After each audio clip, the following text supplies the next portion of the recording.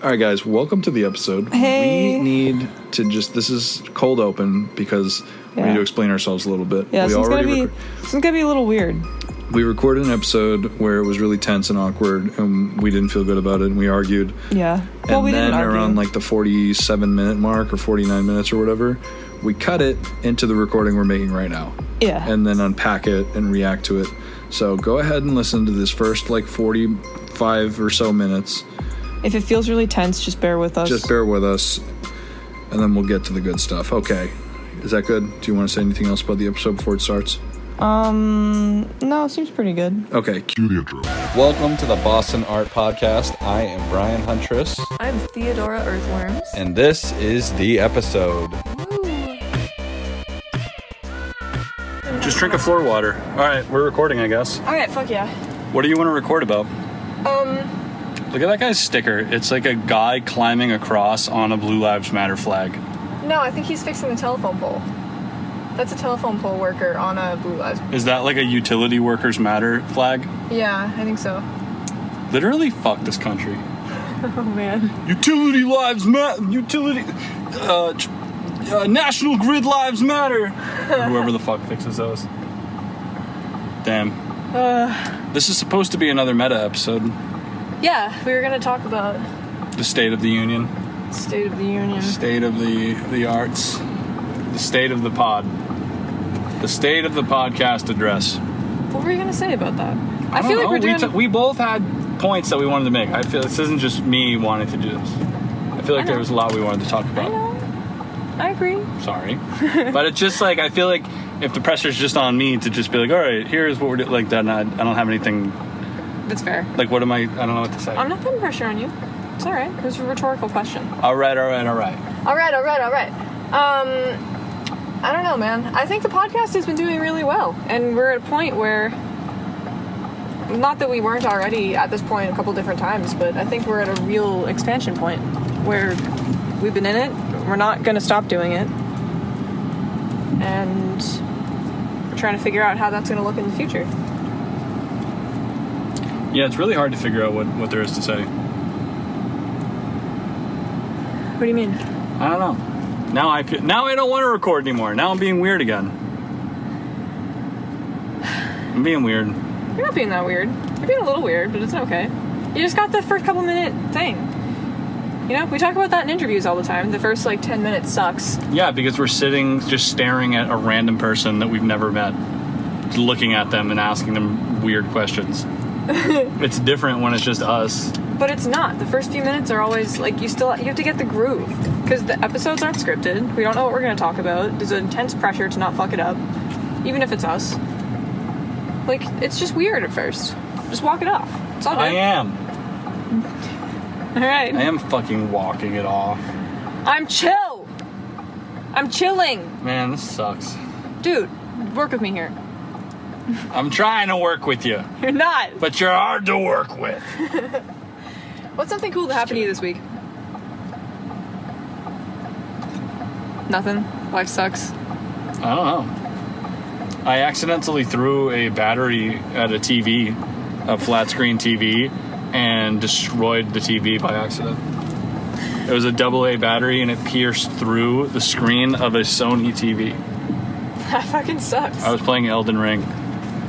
That's not a cool thing. Though. It's not. It's not a cool thing to happen to me, because then I had to purchase a new TV for $300, and it was a painful purchase. It sounds painful. Unexpected $300 purchases are never fun. Yeah, it was terrible.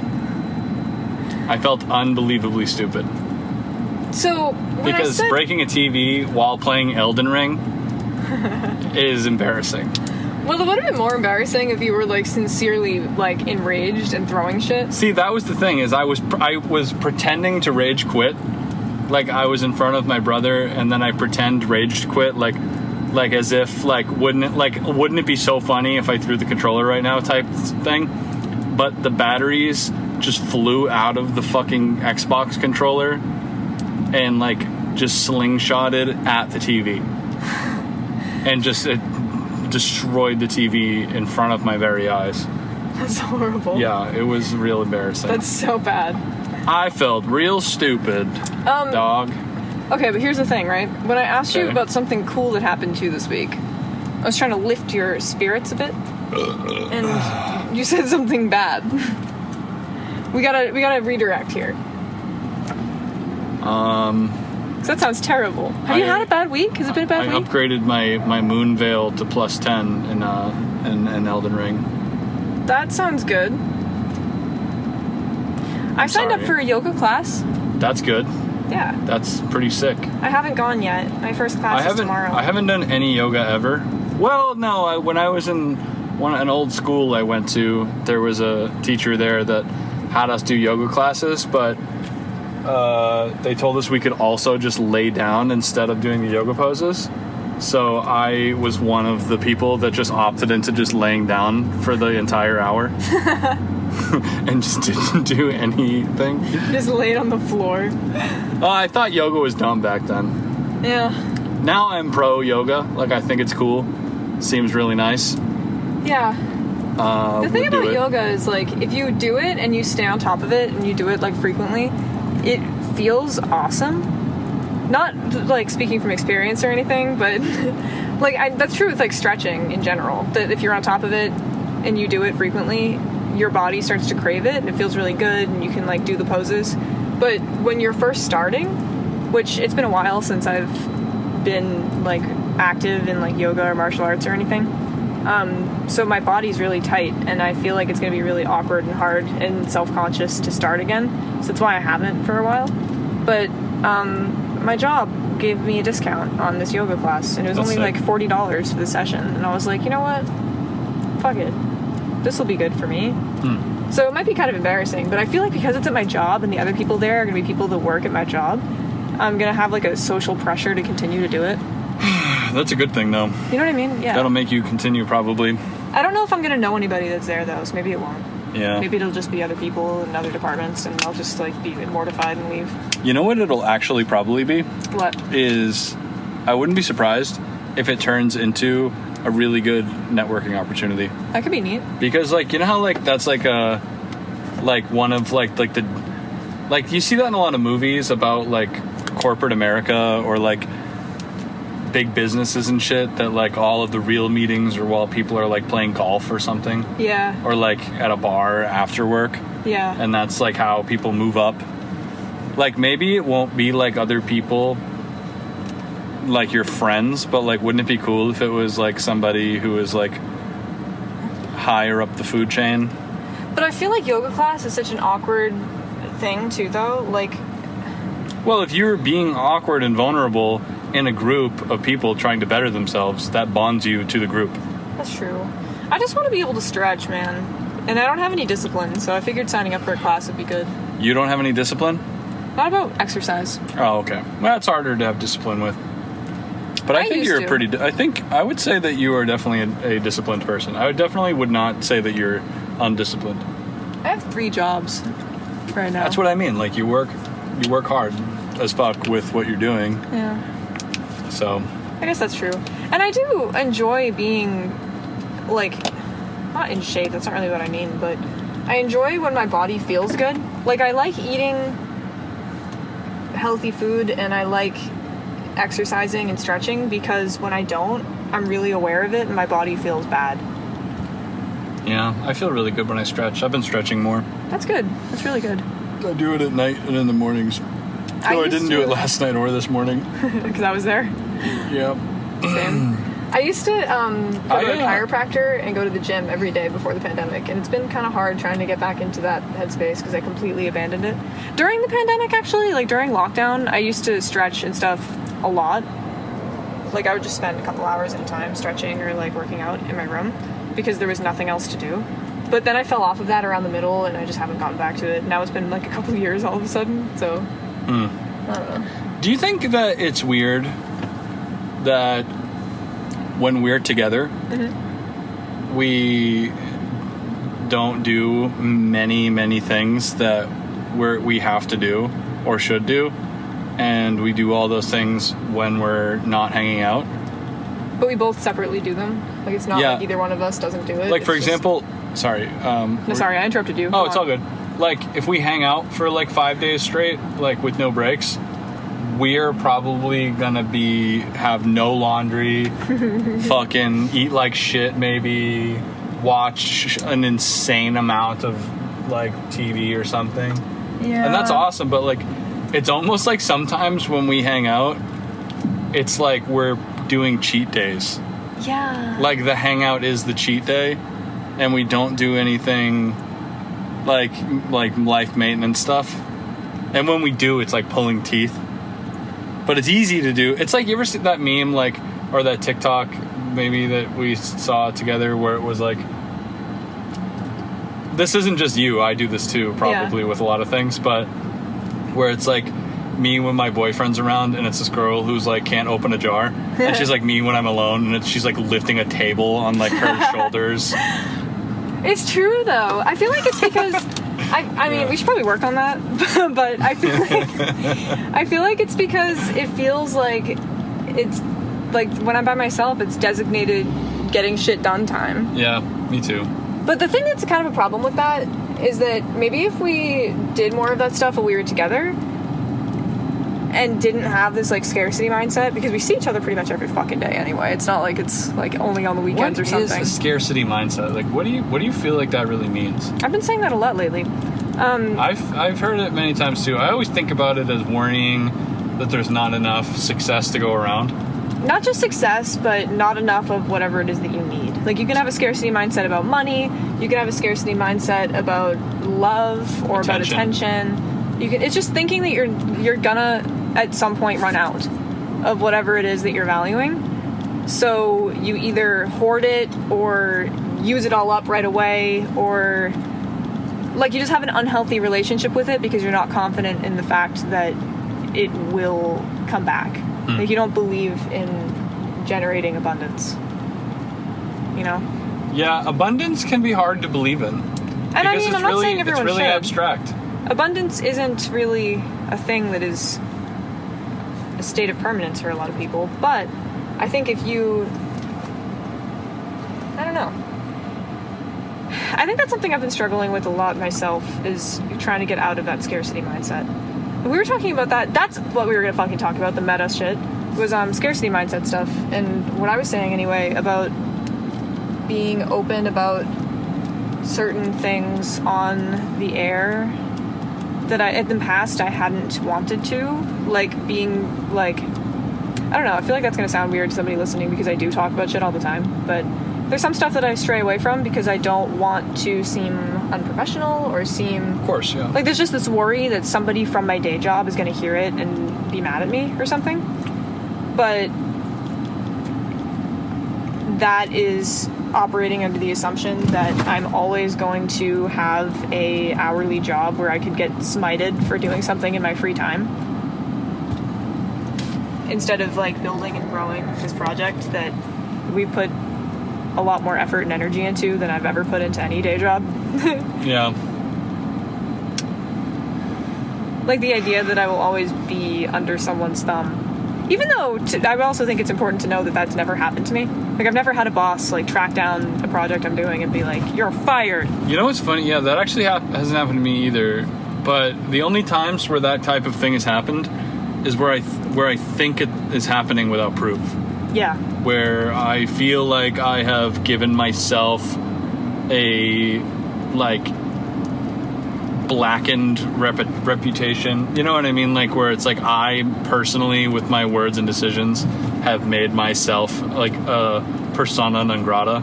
Yeah. With things.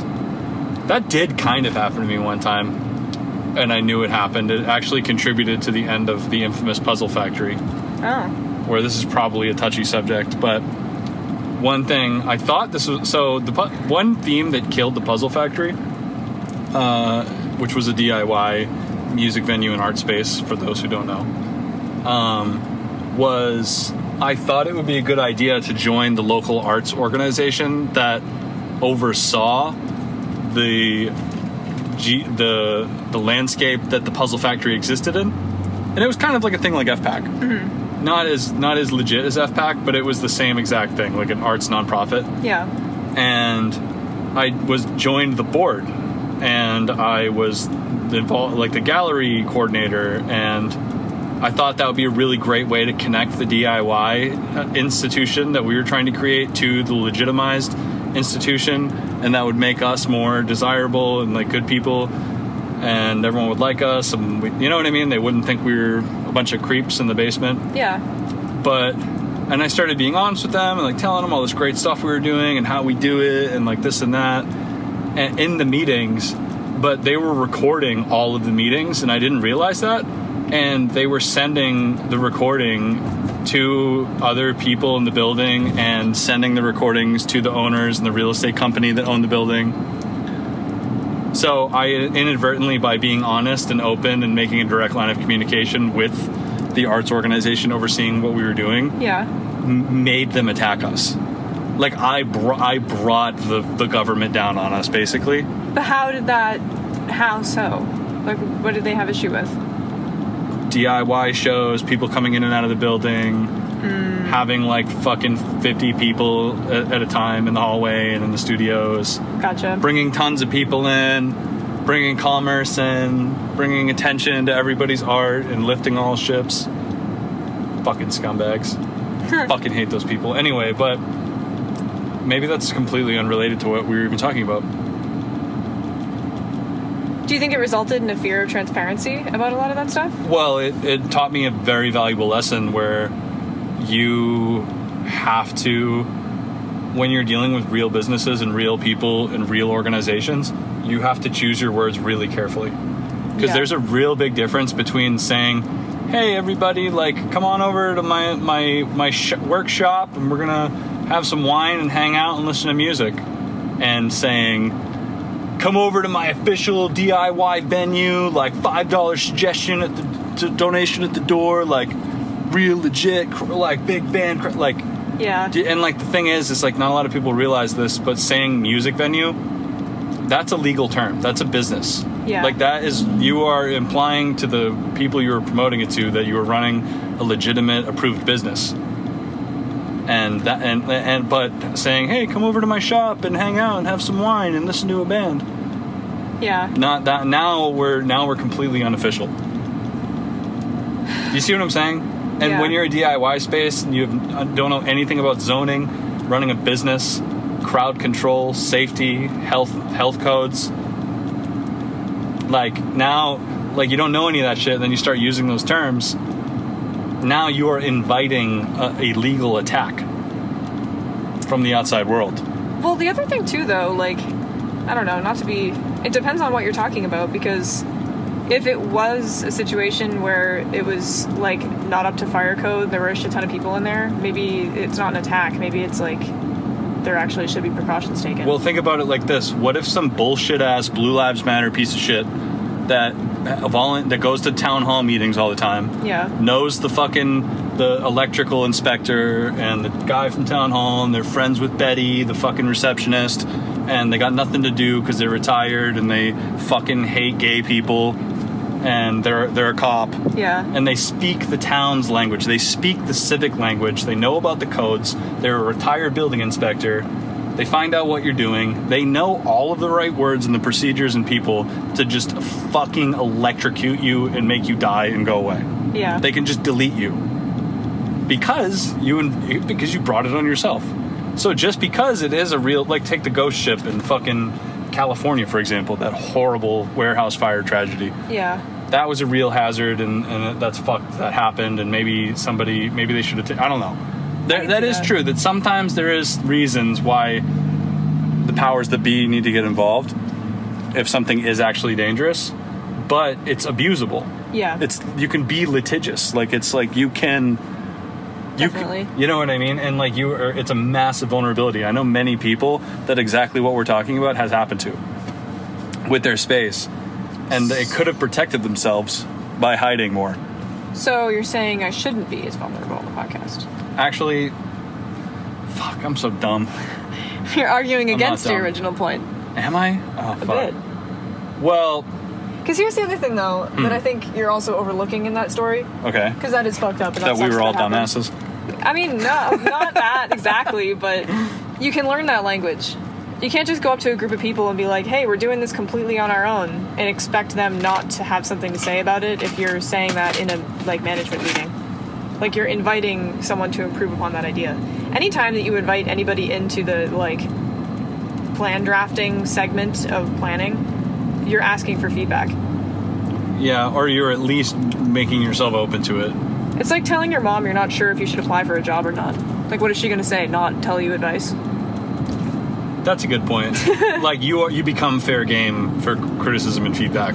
Yeah, because you're asking for it in that space. Versus if you had already drafted all this shit and you wanted to make that connection and you spoke the language and you brought it to them and you're like, hey, we are, like, however you want to frame it. I don't know the specifics of the situation, so I can't give you an example, but if you framed it in a way that worked for you and gave you leverage, but you didn't just say, hey, we haven't, like, you don't come off like we haven't thought this through, but come off like this is a finished product.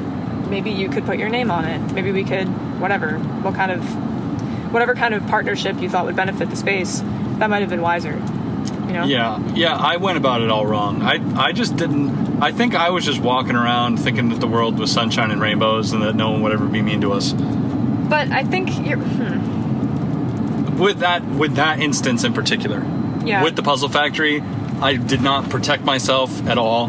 I did not look out for myself. I trusted all of the people involved. Like, I just didn't think that anybody wanted... Like, I didn't know that everyone hated us. Because everybody did hate us. And that, I don't know.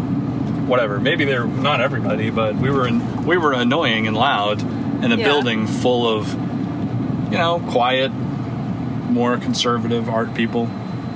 Well, more that's reserved. The thing is, like, I think it is important to know the language you're speaking when you're speaking to somebody that's coming from a different perspective, because I don't think there are definitely shitty arts nonprofits, and there are people that want things to be a certain particular way, but if you aren't that particular way and you're in that space, it's not going to work out most of the time. But if you're aware that they're like that, there's a way to kind of mediate and prevent it from reaching ahead where it feels like they're attacking you, because most people don't, especially like arts nonprofit people, don't set out to squash other artists. They set out to squash things they consider unsafe or unruly, or they want to control it or whatever. You're right. But there's a way to make somebody think that they're doing that and still get what you want. And that comes with age and experience. So I appreciate your ideas and perspectives on this, but I do recognize that it is completely not related to your original point. It's okay. If you want to bring it back a little bit, you were saying that you've been re-examining how you think about your self-disclosure and sharing. Yeah, I think there's still stuff that I don't want to talk about just because... Of course. Like super personal family stuff, or like where the exact address of where I work or what I do every day. Like that kind of shit, obviously, for like, because I'm not insane, I don't want to share that. Yeah, you don't want to invite weird attention. Yeah, but I think there's also been times where I've been really paranoid about people from... Like when I was a bank teller, I didn't want my manager to find out about my art or stuff like that. Well, that was kind of stupid, though, because that wasn't... Like, I think the scarcity mindset piece for me is this idea that the likelihood of me getting in trouble for what I really love to do and losing everything and not being able to pay my bills is more of a reality to me and more likely in my, like, anxious brain than me surpassing this job that I don't really care about and pushing on my art and succeeding through that and making enough money that I don't have to worry about, like, being broke by pushing through with my work. Which leads to a reluctance to push forward, which leads to me being a less competitive artist. And I think that that's changed because of some stuff going on in my career life right now where I kind of saw that I was doing that and I didn't realize that I had been. But just thinking about the fact that maybe being, like, broke all the time and working jobs that I hate isn't a strategy. Like, it's not something that... Like, doing that has helped me pay my bills for a really long time. I'm not saying it's a bad thing, and I'm not saying I'm past it yet. But I think also taking risks and pushing forward in what you love and are passionate about only serves to highlight you and the things that you're good at and will build your resume in the long run. Because ultimately, I am who I am, and I can only be good at being that person. Anything else that I try to do or try to be more palatable by evoking is faking. And somebody else who actually is good at that thing is going to be able to tell that that's not really the world that you belong in. You're going to look like a poser or just bad at whatever you're pretending to be. And we were talking about this the other day, the idea of the fake self and real self. You know, talking about, like, am I fake when I'm talking to my boss, or am I fake when I talk to my mom? Yeah. And why do me and you talk to each other differently? And the point we were kind of discussing is, like, or like, you know, maybe you agree with this, maybe you don't. The idea that maybe there is no fake self unless there is deception. Yes. And, like, just because you talk to your grandma differently, it's not fake. Yeah. Unless you feel like you are concealing a vital part of your identity or whatever. And that's when you really have to look at the actual context of what you're doing. And I think about this a lot in terms of career, because at the end of the day, unless you happen to have enough money or enough stability to not work 40 hours a week, which I don't know a lot of people that are in that position, you're around the people that you work with every single day. Those are the people you see the most, more than your family, more than your friends. That's your environment, and that changes you and that affects you. And if you are an artist or you're a musician, and you're working around people that you can't even talk to about art or music, and not in the sense of they don't like the same shit as you or whatever, but, like, if they found out that you were in a band, they would think that you were a loser. Or, like, if they find out you draw, it's like, oh, that's really cute. Like, my son makes anime. Like, that kind of shit. That, for me, I've worked in environments where other people around me were artists or creators, or, like, maybe it wasn't a thing where we talked about it all the time, but it wasn't a big deal. Like, it was just kind of like, oh, that's cool. Like, you find out that your coworker, like, rides bikes. It's like, that's cool, nice. Yeah, and it's like, not you're a bad cyclist. thing. Yeah, like, it's just a fact about that person. And even that kind of environment at minimum is really good for my mental health, and I found that I've really enjoyed working in spaces like that. Even if it's, like, I worked at a grocery store in Assembly Row for a while, and it was awesome because my coworkers were all just, like, cool, normal people that had hobbies and stuff that didn't think that I was a weird freak for painting, which doesn't seem like a very high bar, but it meant a lot, because even though the job was just a job, it was still cool that was the environment. Versus when I was in finance, my coworkers were all really nice people and they liked me, but they weren't on the same page as far as the art stuff goes, and I wasn't on the same page as the finance stuff. Like, I didn't give a fuck. So from their point of view, like, oh, cool, you draw, that's nice, but that has no value, and you're not really that good at finance, so you're kind of a clown. You know what I mean? And I was, because I was in the complete wrong environment. And that means, like, you're not going to succeed in a field like that, because there are people that are, like, that's what they live and breathe, and they're good at doing it, and that's the environment that they enjoy, and those people can and should succeed in that field. But the place that I'm supposed to be is the field where I am passionate, and where, like, doing extra work for free isn't a problem because I'd be doing it anyway, or I'm really interested in this and I'm good at it and I'm the best person for the job. That's where you want to place yourself, because then you're not going to feel like a clown every day. You're not going to feel like you're being put down and, like, questioning whether or not what you're doing is even worth any time. Because if the people around you give off that energy about what you do, even if you don't really believe that, it can be kind of hard to not let it get to you if you see them every day, all day long. You can't talk about or think about the thing that you're working on. You can't bounce your ideas off people or grow even by verbal exchange. Like, those things really matter. Even if what you're doing is your day job isn't what you want to do in the long run, like, you have to think about your environment as well. There's this really... I watched a Gary Vee video recently. Go ahead and laugh at me. Where this guy asked him, what do you...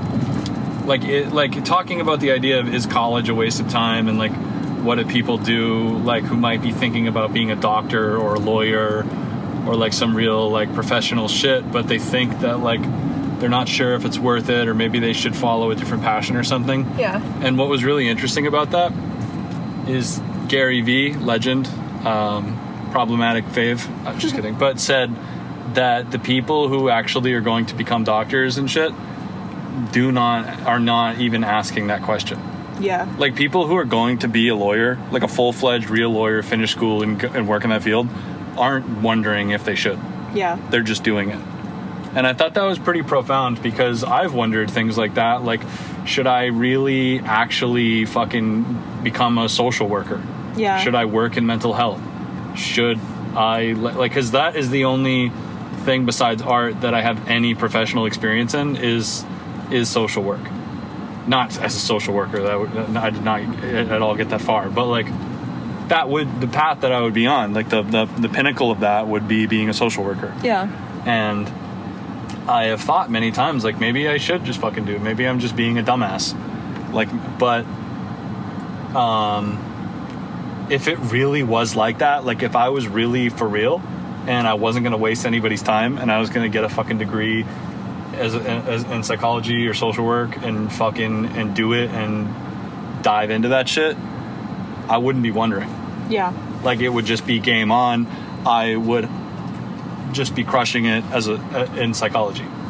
But here I am, every time I've gone down that path, sorry for that's okay. holding you hostage, but like every time I've tried to go down that path, there is like an undying misery that's just like a monkey on my back. Yeah. That just won't go away. That just every time I look in the mirror, I'm like, you fucking piece of shit. Yeah. You fucking loser. What the fuck are you doing? Yeah. What the fuck are you doing? Like, and it's just like, and you know what I would tell myself is like, I'm doing the right thing. I'm fucking studying what I should be studying. I'm getting professional experience in what I should be doing. And it's a proper and respectable path that my family respects. And people go, damn, that's really cool. Like, respect, bro. Yeah. When I tell them I do that. But I'm the only one that doesn't respect it. Mm-hmm. Obviously, I respect people who work in psychology and social workers and shit. But for yourself. But for me, it's like, for me, I feel like I am lying to myself. Yeah. And that's the thing, like, I guess glass half full way of looking at that is that thing that you need to be doing that you can't not do, that you're good at and you're better than other people at and that you feel drawn to is working in the arts. Yeah, and it's like I feel that way about, I feel like it's a similar thing to when you were working in finance and stuff. Yeah. 'Cause you're around all these people that are like ride or die finance. Yeah. They're like, this is my fucking life. I'm not a casual. Yeah. I'm not fucking around. This is what I do. Which is awesome. They were all really good at what they do. Yeah, and respect. They were making We need those money and people. it was sick. Like, good for them. Exactly. But there was this like, there was a tick on your soul. Yeah. Pull, just, you know what I mean? Like, there was it's like this new experience and new professional endeavor was like a parasite. Yeah. Controlling you. And this other thing too is like, when I left that job, I expected everyone to kind of be like, what the fuck is wrong with you? And I was kind of like, I prepared myself mentally for that before it happened. So I was like, nobody's going to understand why I'm choosing to go into the arts, which from their perspective, probably a horrible money move. Arguably it is kind of a horrible money move. If I became like a high level banker, I'd be definitely making more money than I ever will in the arts, but that's not really the reason, you know? So I didn't expect them to get that because it's not, you know, whatever. But they all responded kind of the same way, which was just like, I'm not surprised at all, and I'm glad that you're doing this because you weren't supposed to be here. And I was like, damn, if you guys could see that, I was a fucking idiot. You know what I mean? Like, I don't know. You just have to stay true to what it is, because the thing is, you can be a mediocre something else, or you can be really good at whatever you already are. Yeah. And another thing too, like that the workforce of people out there that are going to complete college and become a fucking nurse practitioner or a fucking paralegal or I don't know, like some kind of financial manager, like those people don't have this problem. Like, they're fine. Like they're like, yeah, man, like I'm doing it. Like, I just finished. I got my bachelor's. Like, I'm working for a guy. Like, I'm gonna get my master's in a year or two. Yeah. After my trip to fucking Indonesia, and it's gonna be, you know what I mean? Like, those people are good. And here's the thing too: if you were buying a house the first time and you had a realtor that it was like pulling teeth to get in touch with them, they didn't like their job, and you could tell they really wanted to be an artist. They have this like a secret Instagram that you like. You're on TikTok one day and they come up on your For You page with their like singer-songwriter profile with 300 followers. And they're like suicidal, and you can tell. Like, do you want that guy selling your house? That's like such a weird thing to imagine. Like, yeah, wow. You gotta love what you do. And I'm not saying this to say that anybody, I don't think it sounds like I am, but just to clarify, that anybody who has a career that's outside of the arts probably wants to die or anything. I'm saying that people that are good at those other things love those other things. Maybe this podcast isn't for them, but if there's something that you really care about, you feel stupid about caring about it, you gotta get over that shit, because you're wasting time when you could be getting good. Yeah, and there is something kind of like anti-future or like self in a way, or like kind of in contrast to the American dream, to want to be an artist and to be an individual and to make your own fortune and write and create things and just be on this like intellectual pursuit of happiness or whatever the fuck you're looking for. Like, because like that may, like, for a lot of people don't give a fuck about that at all. Like, that's not even like, that's like a random thing, like a random weird thing to want. Yeah. For a lot of people, and they want to have professional success, be educated to an appropriate level for their life and their mind, make some fucking money, and like take their kids to Disney. Yeah. And like pay for their college, and then, you know, and that's fucking sick. And like people who do that are fucking awesome, you know? But it's like the sacrifice for a lot of people who are choosing something in the humanities or something creative or something that isn't going to make them a lot of money. You know what I mean? In a sense, it is the American dream that they are giving up. You know what I mean? It's like a kind of what you're risking maybe is like a Disney trip with the kids. That's is this possible. stupid? Am I like fucking totally left field right now? Well, I think this leads into part of what I was thinking before, though, because I think that you do, like, to be realistic and pragmatic about it, yeah, like, you do have to understand that you are taking that risk when you go into the humanities. But I also highly disagree, at least with art, because, I mean, I can't speak to music or, like, there's a lot of other fields that are very different. But with fine arts, there are a lot of jobs that you wouldn't even know existed that pay out the nose.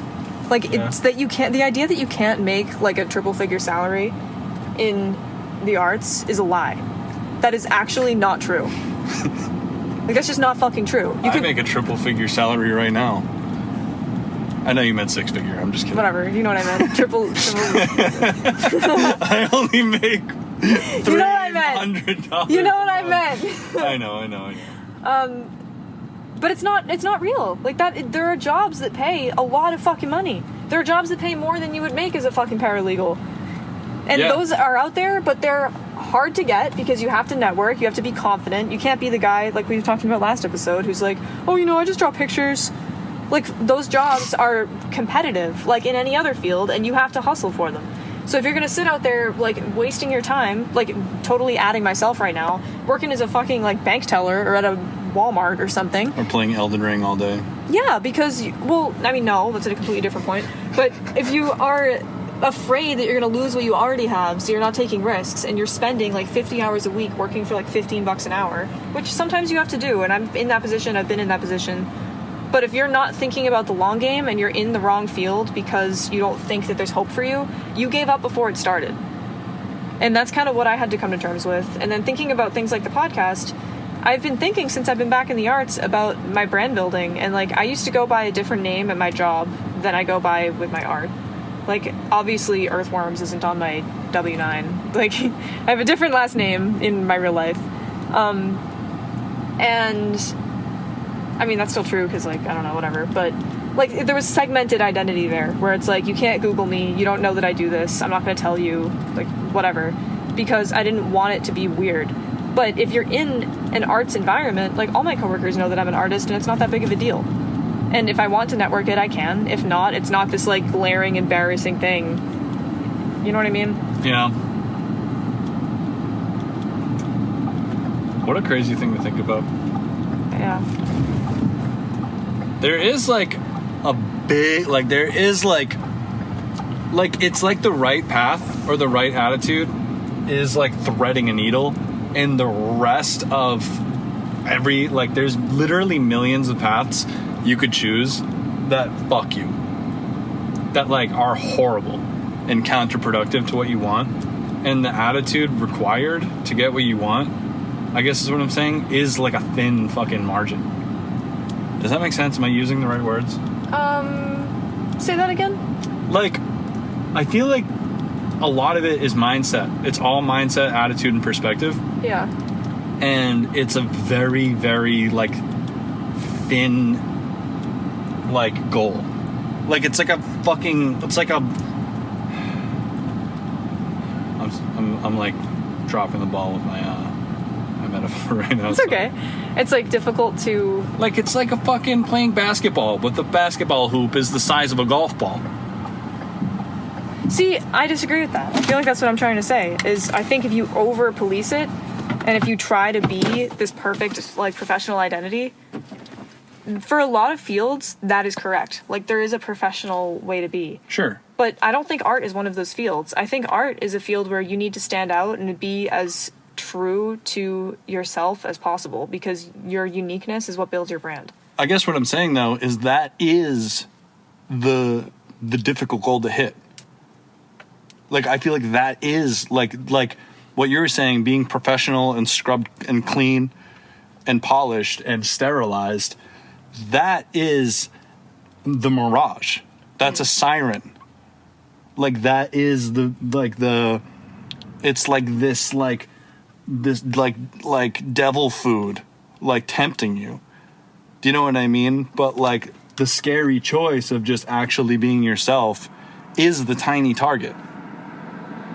Does that make sense? Yeah. I'm speaking for myself, I guess. I'm not saying, like, maybe it's easier to just be yourself. Fuck, go ahead, piss in the wind, you assholes. I don't care. I'm me. You know what I mean? Yeah. I agree with you completely also. Like, I feel like I might be doing that thing that we do sometimes by accident, where we frame an agreeance, agreeing as a counterpoint. No, it's okay. My bad. I'm not sure I understand where we're at right now. Sorry, my point might have been a little bit confusing. Sorry about that. It's okay. I'm not upset. I just lost. It's okay. My train It's of all thought. right. Don't worry about the dead air. It's okay. We don't have to be talking every we can breathe.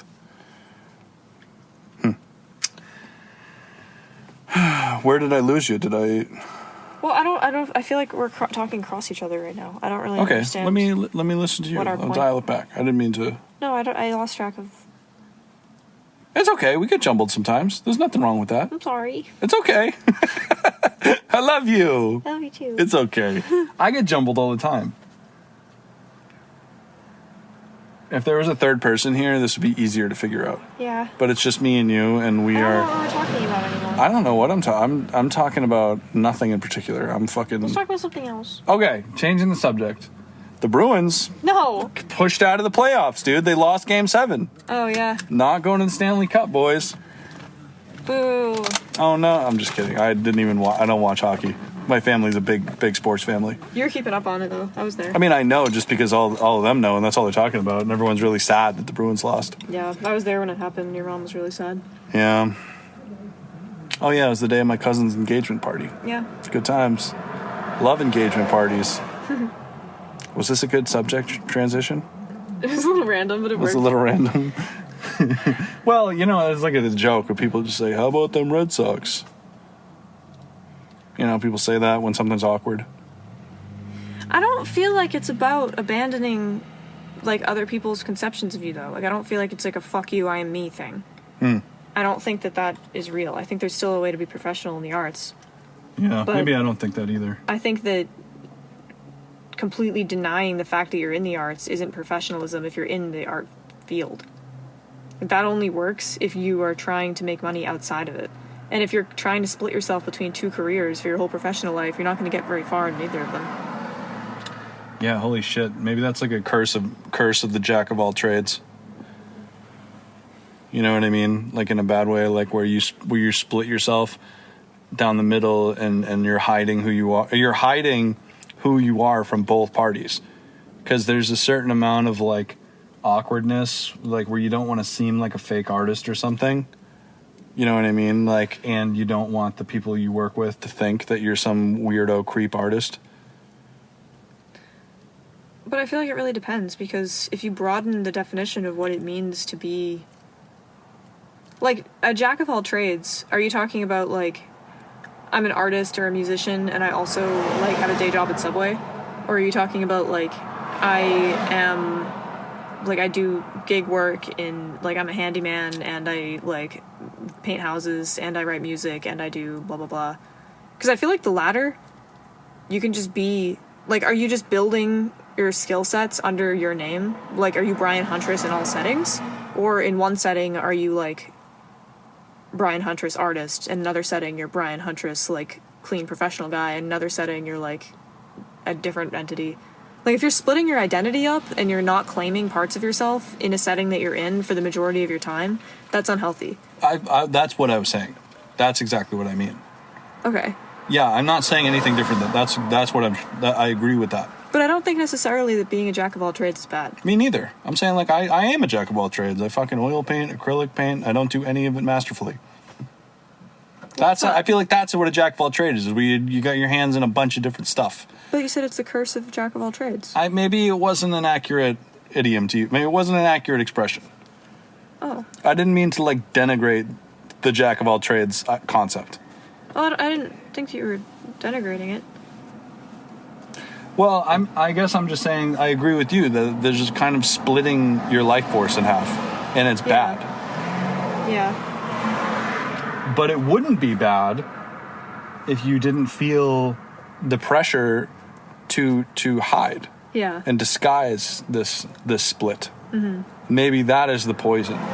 Is the idea of like doing all of these different things, and it's a secret in each place. Yeah, and the thing that I think a lot of people either don't know or forget is that if you do have to work an hourly job, like I'm one of those people that like I have bills and I can't not be working 40 hours a week. Mm-hmm. But there are jobs that will pay you the same as some random finance job or some outside of the arts field job in arts institutions. You don't have to have a degree for everything. You can be a security guard right now. You can walk in there with no experience but a high school degree, make $17 an hour with benefits, work 40 hours a week, and also get free admission to art museums or be around other painters. Like, you can get that environment and still work a like hourly job if you need to. There are places to begin. And that also gives you the opportunity to network. That gives you a setting where maybe it's just more comfortable at work. You could talk about things and be yourself more. Like, you don't have to jump into a completely different world just because you feel like you need like a bachelor's or a master's to be in those settings. I think it's important too to examine why that even came about. Because one thing to keep in mind, or from looking in, that you might be forgetting a little bit, is that the bullshit, horrible job you were working was in a conservative area. That's true. And the better job that's enabling you to have a better life now, or empowering you to have a better life. I have to drive an hour and a half to get to every day. And in like the most the business city of the Northeast. Yeah. Like Boston, like nobody is going to Manchester or fucking Providence or like Worcester. Like, people want to go to Boston. Yeah. Like, that's like the place for for a good job. And that is true. That's something that's important to remember, because the reason that I wound up outside of the arts field in the first place was financial and logistical issues that resulted in me winding up on the South Shore, where to make the hourly wage with no degree that I needed to pay my bills, I had to take something that I had experience in, which was finance. Which, ask me how I wound up in finance in the first place when I was 19, and that's a whole other thing. But it was just a thing to do. It was just what paid the most. It was just a good job to get. It was the job that paid the most. Yeah. But, and I mean, that is true. That is a reality, is that if you don't have access to a place like that, it can be a little harder. But the jobs are out there and they're worth looking for. Right. But it is tough, though, because like I feel like there are a lot of like faces to this dilemma, because You know, an arts organization can sometimes be the conservative, terrible thing you're trying to escape. That's true, like you were talking about earlier. Like I was talking about, where I had joined like Blue Lives Matter, Karen, like fucking, like call the cops on dog walkers arts organization. I'm like talking so much fucking shit. Yeah. I didn't mean that. But I joined like the worst case scenario art situation. I don't know. You just have to be real about being around people who make you feel valid. Yeah, that's true.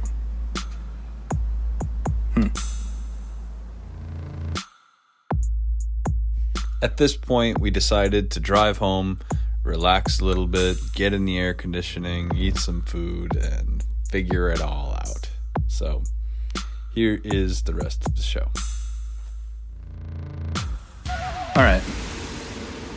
So, I hate you. that was an episode. I hate you. You hate me? Yeah. All right. We would like to publicly redact everything we just said. All of it was stupid. All of it was bullshit.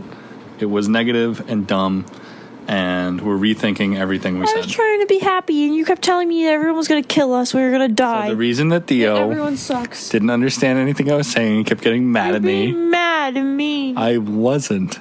And I didn't know that you were getting annoyed with me. I'm in bed now eating peanut butter cups. Because you needed a snack, because you were hangry and tired and it was hot in the car. You were angry. See, the thing was, this is actually a rare instance where I personally felt chill. I'm usually the culprit. I'll admit that. I'm pretty much always the one that's stressed out and kind of is like, fucking shut it off. I'm done. Like I've been that one many times. I didn't tell you to shut it off. Yeah, I made the executive I probably decision. was the one that needed to shut it off. It's okay. I love you. You're amazing. You're amazing. I don't really hate you. You are the only reason. You are a vital organ of this podcast. I'm not the only reason. You're a huge reason, too. That's what I meant by vital organ. Like, we are two... Two lungs. We're two motherfucking lungs. Exhaling and fucking... In a body that only has lungs. This is a lung body. But, like, we need each other. Yeah. To make this, to continue this. Can you live with only one lung? Maybe. Flawed analogy. I don't know. But, yeah. So that was the thing that was happening, is we were having a little bit of a back and forth there that the audience maybe didn't pick up on at all. Or maybe they did, I don't know. Where it was getting negative and a little bit tense. Because you had this idea or angle of being hopeful for the future and figuring these things out and finding a new path forward. Yeah. But I was talking about times that I had thought that I did that, but I actually was in some terrible position and got totally fucked over. But I didn't realize that I was taking your positive vibe and bringing it to a darker place. Yeah. You were like, if you don't do it right, you're fucked. You're gonna be fucked. And you're there's gonna a die. needle that you have to thread. And if you don't do it right, you're gonna die. And everything's bad, and people are out to get you. So here's the thing, though, is that I still believe that in a lot of ways. I do think that there are people that will sabotage you on purpose. Yeah, I guess, but I do realize, though, that we weren't talking about that. We were talking about hopes and positivity and future plans. Scarcity mindset. Just because those people are out there doesn't mean that you gotta think about them. The world is nice because you said it is. Fair. Stop making me sad. It's a good counterpoint. I have a fragile sense of happiness, and if you keep saying mean things, I'm gonna cry in the car. Oh, I'm sorry. I'm trying to manifest being confident. That's what I was missing. But I wasn't saying it either. I'm like the type of person where I'm like, oh yeah, World War II, man, that was a dark time, and I'll go into that shit anytime.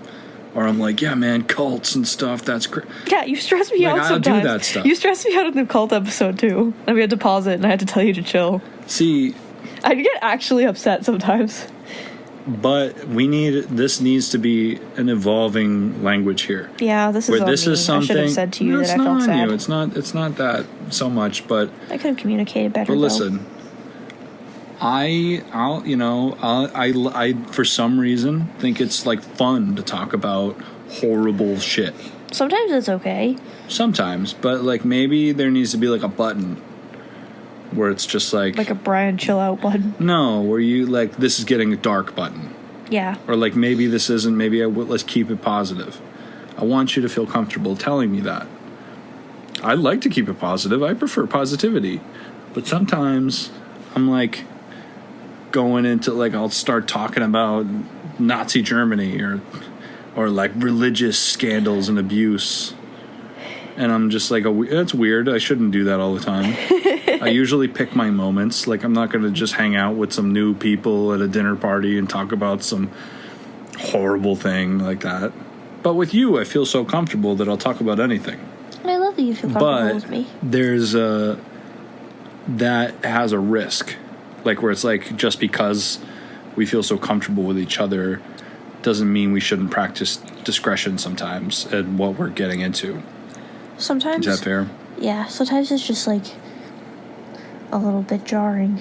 Yeah, and I didn't really... 'Cause yeah. It's not like I don't think about that stuff also. Like, I also can be pretty negative, but I feel like that's why I try to talk about things positive, because I get very sad sometimes.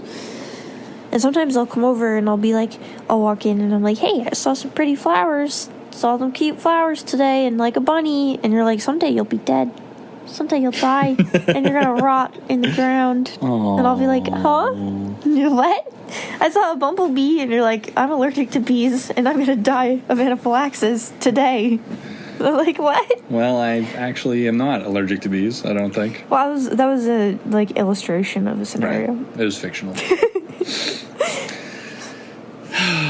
Yeah, I should have communicated better. I shouldn't have had a meltdown in the middle of the episode. well, you didn't though. You hit it well. So here's the thing though.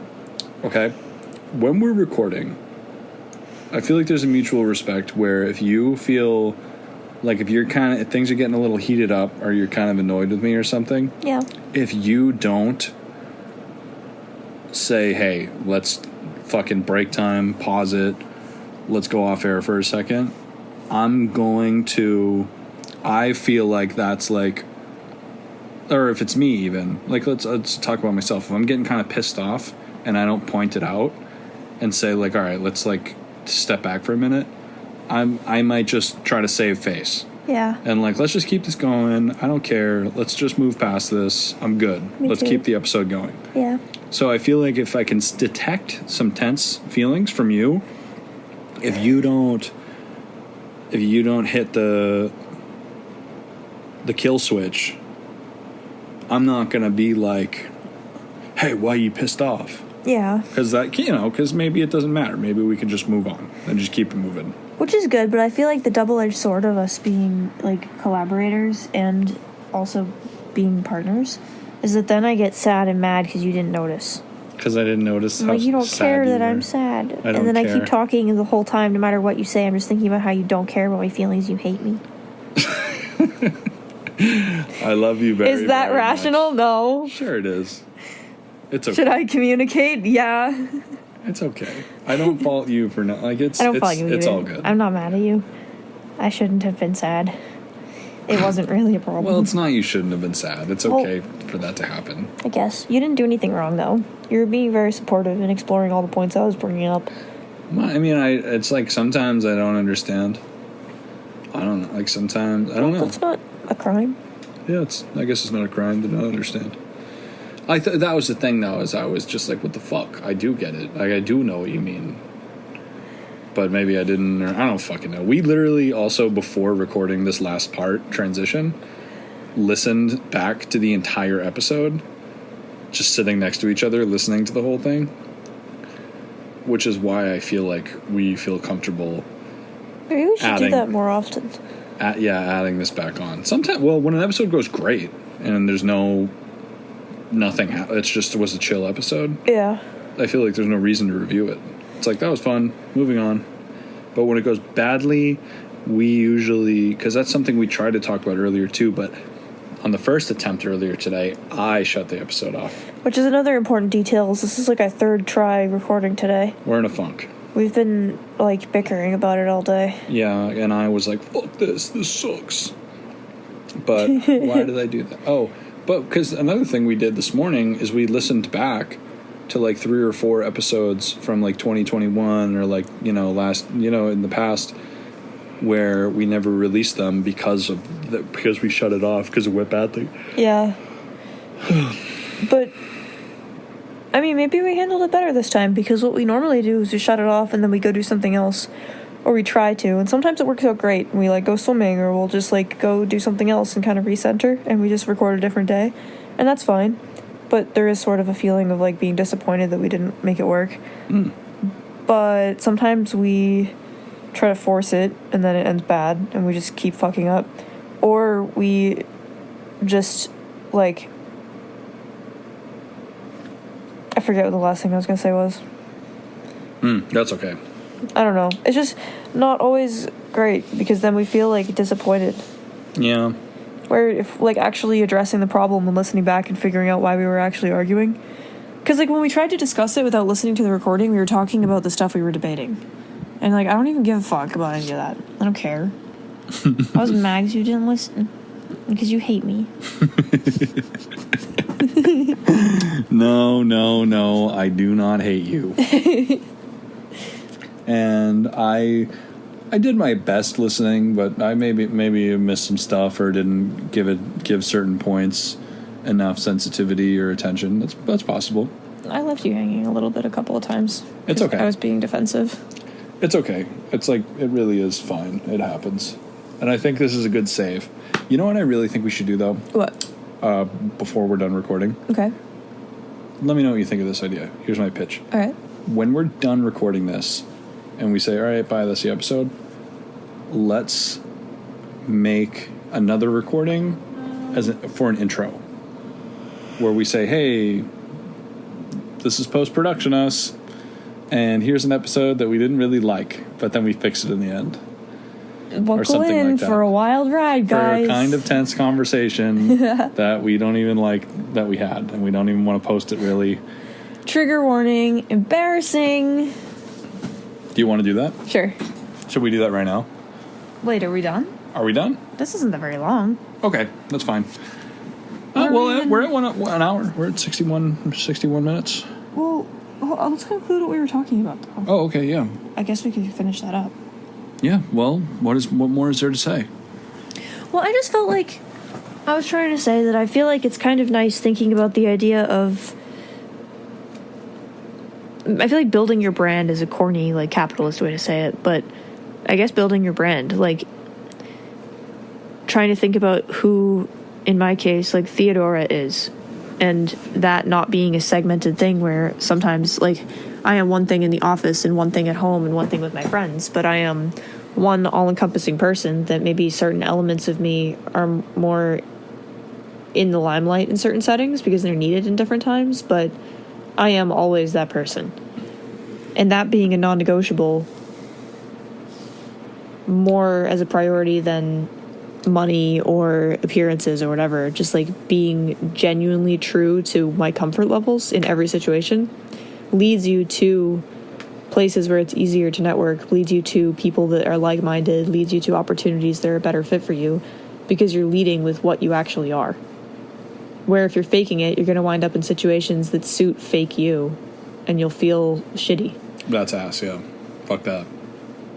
But by the same token, focusing on the positive part, you also can wind up with a lot more than you ever thought you'd be capable of by just being honest. My past therapist once told me that if you're not losing people, you're not being real. Damn. And that fucked with me. Or that was like pretty harsh. She was right though. It was like because like I wasn't being real with a lot of the people in my life, and I was trying to just please everybody or trying to be somebody that I wasn't in order to make somebody else happy, and yeah, that was fucked up. And like, you know, it's like a relationship that goes on way too long after both people have stopped being happy. Yeah. It's just like maybe there is an alternate universe in which you like broke up when you should have. Yeah. You know what I'm saying? And it's like, it's true. I'm saying that as an analogy, not as like a literal analysis of like life, but like you know, it's like shit like that where it's just like that fake quality, which is born out of self-preservation, right? Like if you're doing it because you want people to like you, or because you want to have money, or you want to be successful, you know, there's a lot of really innocent reasons why you would act deceptively or not like your true self.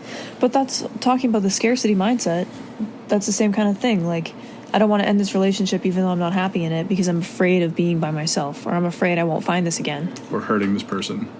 Yeah, that too, in a like more altruistic way, I guess. But if you're thinking about it, like looking at that from a career perspective, like maybe that would be quitting a job that isn't a good fit for you, or jumping into something you don't know anything about, or starting a job where you don't have any friends yet. And you might be less inclined to do that if you don't believe, like even if it looks good on paper but it's scary, or you might not make as much money as you could, or you might, like sometimes it's a practical thing where you just actually can't afford to do it, but more often than not it's a scary thing. Like, if I quit this job after 6 months to do this job that's better, they're going to think I'm an asshole. It's going to be bad. Like, reasons that aren't real reasons, but it keeps you in your comfort zone to not make that leap.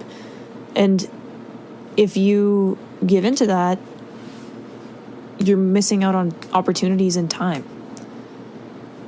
And if you think about that in the sense of networking, there's always going to be somebody that's going to take the leap. And if you're known as the person that doesn't, not even in a way where people are going to think you're a shitbag, but just like, you come off as someone who maybe is more comfortable where they're at. And if that's not really true, you're kind of closing doors for yourself. And if you are the kind of person that just says yes, within reason, obviously, don't do something that fucks up your whole thing, but the more you climb career-wise and get closer towards what you want, you can't really slide backwards. Like, once it's on your resume, once you have those references, once you have the experience under your belt, you can make lateral moves, but you shouldn't be moving back. You know what I mean? So it's never a bad thing to keep taking risks and keep trying for things that are a better fit for you, unless it's insecurity that you're really reckoning with. And in that case, I mean, just grow up. Not really, That's I'm kidding. church. But Is that what they say? That's church? I don't know. I'm just kidding. Word. Somebody probably just went, "You fucking idiot. Why did you say that?" Damn, dude. That's what I was trying to say. I think we should just leave it at that. That's what I was trying to say, and then you were like, yeah, but everyone hates you. Everyone hates you, and you're stupid, and they're going to kill you. I don't know. Do you think that's a scarcity mindset? What you said? Yeah. Like thinking about the potential ways that people are going to fuck you because you... Because you went on a limb. You went on a limb and the limb got cut off. I think it's anticipating that will happen again. And the thing is, it might. It probably will. But you're going to be fine. Just like you were fine. But, I mean, I am. And it's okay that all that happened. Like, it ultimately, like, it's okay. Like, that space, that time came to an end, and that's okay. Yeah. But I'm just saying that maybe it's more applicable to somebody in a DIY setting. Maybe that's like a DIY lesson and not really a professional lesson. But I guess that's keeping a DIY and you're doing shit underground. Don't fucking trust people on the outside. But if you're keeping it, if you're professional and you're trying to operate, you know, in the, what am I trying to say? Like, as a citizen in like the real world, maybe my take on it isn't as helpful. But I guess that's another question too, which could lead into a whole other conversation. But DIY and professional being polar opposites is a complicated thing. I don't think it is in all aspects. I was talking about a music venue, essentially, a DIY space that could not legally call itself a music venue. Yeah. Or it can't, like, where you're doing something that, I don't know. Is like technically kind of illegal. Maybe not. But, so what's the difference? Why is a fucking cookout legal, but like a show is illegal? Yeah, especially if it's the same people. It's like Footloose. It's like banning dancing kind of thing. Like, it's fucking dumb. It's just like, saying like, hey guys, like come on over Saturday night for some beers, some tunes, and a potluck. Yeah. Come on over, everybody. All are welcome. But then you switch that to a house show, suggested $5 donation, like keep the address low key, don't tell. Now it's illegal. Yeah. Whatever. But that's the thing, like, it's not the actual action that's bad, and it's not necessarily even affiliating yourself with those groups that's bad. It's the branding. And also considering what you would even gain from being associated with somebody like that. Because if you're trying to expand your audience and you're trying to tap into people that group might be connected to, brand your event to match the clientele that you're advertising to. And then you're golden.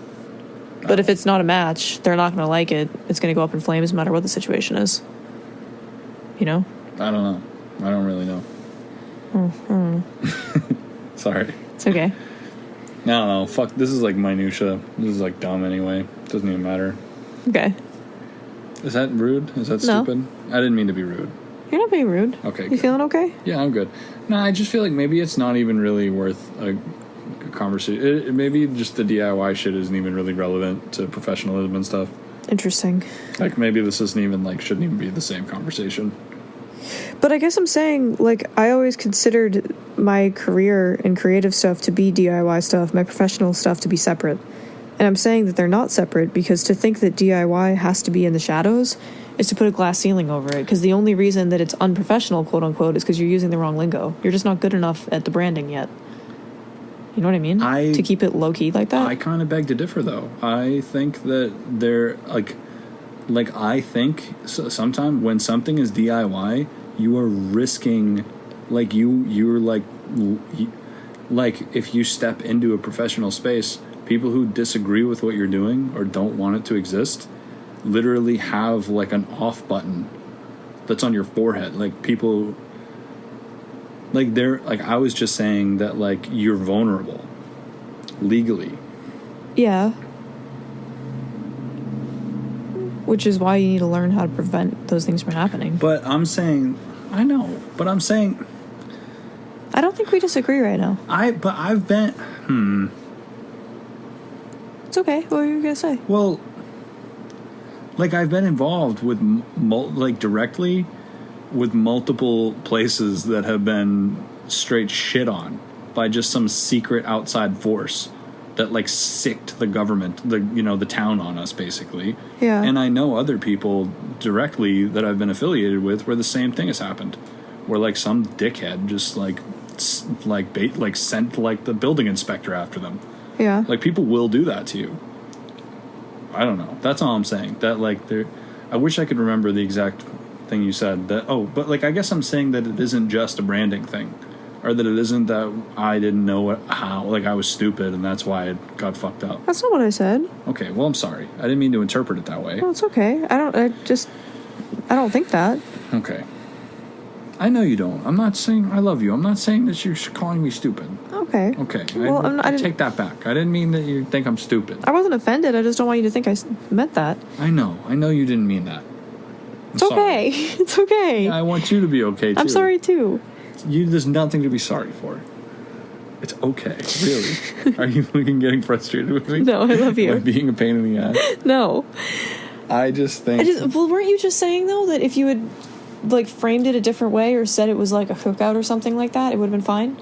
But what I'm saying, though, is that some people will hear your advice, what you're saying, that hey, listen, I see you squinting. That's why. What? But I'm saying some people might think DIY and professional art settings not being so different and that they should be conjoined will try to take it to that professional level by using real professional language, venue, we're a real deal, we got the sound guy, in the system, and let's try to monetize this.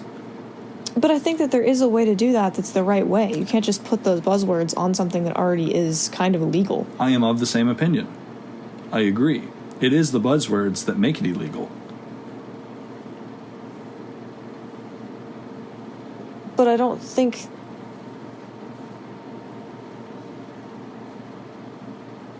I don't disagree with you. I know you don't. I agree with you. But I'm saying, I didn't say anything about that being... I know, but I'm saying that it could be interpreted that way. And that was my only added on point. Are we fucking this up? This is supposed to be like the part where we considering reconcile. yourself as an artist being a DIY person is different than a project being DIY. If you keep yourself to a point where you're preventing yourself from having any professional persona at all, because your art is unprofessional, quote unquote, you're putting a cap on your earning potential. And you need to think about it as a bigger picture. That's my overarching point with all of this. And what I was saying about the podcast, too.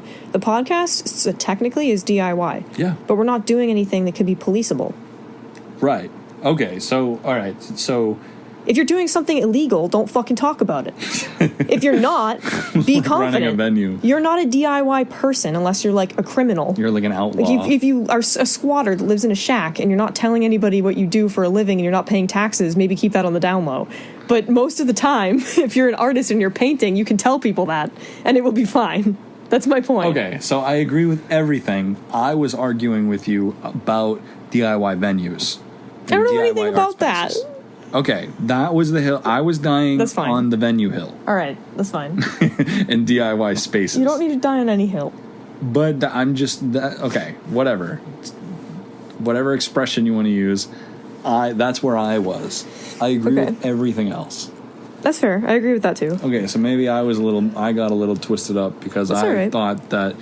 Because I think what we're talking about... like the guy living in the shack not paying taxes. Yeah. That guy can't take that. Let's go public with this. Yeah. Let's get that legit. Let's go legit with this. Asterisk on all of this is like, don't be a fucking idiot. Like, don't snitch on yourself. But yeah, and if you want to run a DIY venue, learn about your local zoning laws. That's what I'm saying. If you Google it enough and you make the right friends, you can make anything legit. Yeah. I believe that very strongly. I think there are a lot of institutions that exist on the local scale and on the global scale that look a lot more serious than they are in day-to-day operations. Like if you look at the back end of a lot of these institutions, it's just emails, it's formalities. And you have to learn that lingo to be in those settings or you're going to get nuked, which isn't really fair. That's the way that it is. But it's also not that hard to learn that lingo. And if you consider yourself someone that just doesn't or can't, you could be icing yourself from opportunities where you could be collecting money for doing basically the same thing. You're right. And that's the path we're on right now, is trying to learn how to do that. Yeah. And what I was saying with the podcast is like, my fear had been if people know that I have this project and they don't like it, I'm going to get fired from this job I don't give a shit about. And that's more important because I need to pay my bills. And like, I can understand how I got there, but at the end of the day, pushing on this project and pushing on my art as a whole and pushing myself as a capable entity that is an artist and these other things has resulted in career opportunities I didn't expect. And maybe there would have been more of them along the way had I been doing that the whole time. I got lucky enough to meet somebody that just saw that in me, which is nice. But you don't have to pretend that you're not. You know what I mean? I do. I completely agree. And you shouldn't. Shouldn't what? Literally, what? Never mind. What? I'm sorry. I get it. I know what you're fucking saying and agree. I'm hungry. You're hungry? Yes.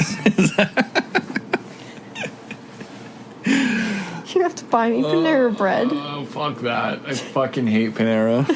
It's fucking gross and expensive. That's true. I wouldn't make you pay for it. Appreciate that. We can go halves.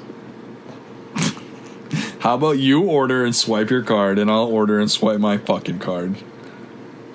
You're not very romantic.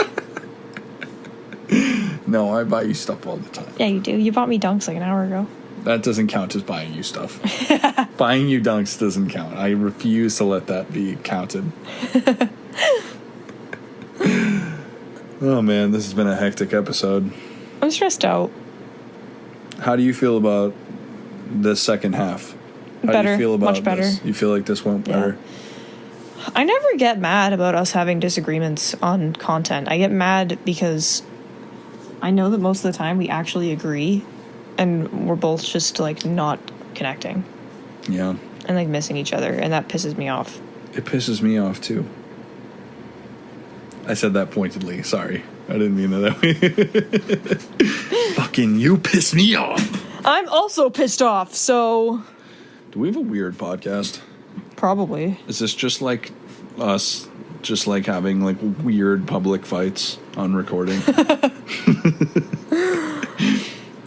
I'm kind of glad sometimes that we're not like a TikTok podcast, because I feel like some of our clips, they'd be like, you know, those random people who will like, therapist stitches video of random person on the internet and like gives feedback.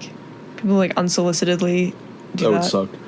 It would be so funny. Every single person that has ever duetted me or reacted to one of my videos on TikTok, I do not watch them. What about the like 7-year-old boy who called you like an asshole or something? Or you just said, this shit is ass. Yeah. That was his whole TikTok. That one was actually That was funny. awesome. Yeah, and he was like, had like a golf ball head. He was just a little tiny child. You called him a golf ball head? Well, he was a little like boy's regular buzz cut child with like a Minecraft shirt on that duetted my video. This shit is ass. Or he stitched it. Yeah, this shit is ass. Anyway. But yeah, no, that's good.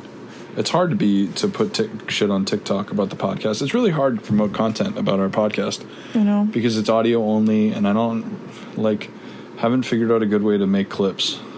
We'll work on it. Like, what are we going to do? Animate them? Make them just a picture? We're going to Animating switch them to would be video? fun, but that would be so you're going to do an labor-intensive. animation for every fucking clip? Fuck it. Yeah, right, dude. Fuck it. Anyway, I don't know what the fuck is going on.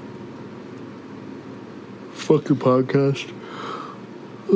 Fuck the podcast. Isn't it crazy that we're only like 56 or 57 episodes in? Only? They're all like 2 hours long. That's a lot. The biggest podcasts like in the world have like 1,000 episodes or like 1,500 episodes. Damn. You know, if we keep going, eventually we'll be like undeniably established just because of how many. Exactly. I'm tired. I'm hungry. Why you always gotta rub your thumb on my skin? It's really normal. It really stresses me out. It's really normal to hold someone's hand and move your thumb a little bit. Fun fact about me is that if you touch me and then slightly move your thumb on me, like rub your thumb, They fucking flip out.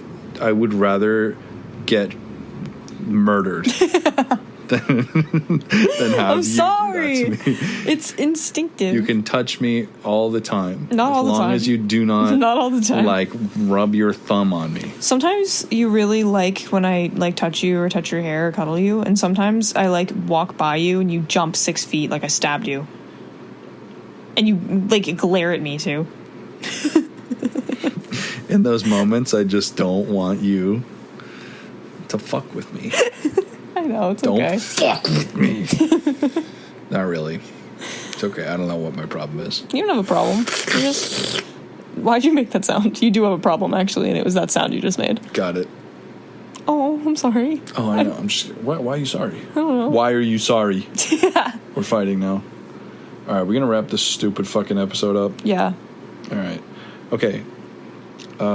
Thanks for listening. Bye. Bye. Sorry.